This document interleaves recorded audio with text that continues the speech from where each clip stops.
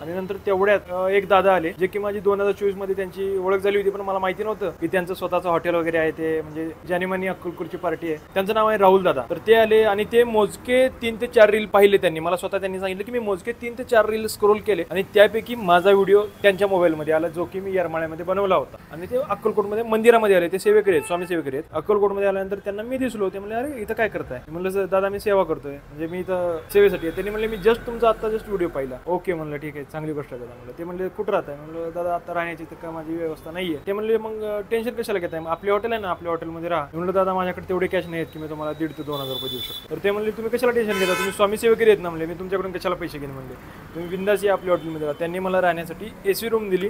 AC room देऊन त्यांनी पूर्ण नाश्ता चहा वगैरे म्हणजे माझी पूर्ण म्हणजे जसं की आपले पाहुणे येतात आपल्या घरी तशी माझी त्यांनी खातिरदारी केली. मग त्यानंतर त्यांच्यापाशी 3 दिवस राहून मी निघालो. त्यानंतर मी 3 दिवसानंतर मी बॅग परत किराणा दुकानावरती ठेवली आणि नंतर संध्याकाळी एक व्हिडिओ बनवला मी, म्हणजे मंदिरामध्ये दोरा बांधू नये हे प्रथा चुकीची आहे वगैरे. मी तो व्हिडिओ बनवताना त्यांनी पाहिला, ते मंदिरामध्येच असतात.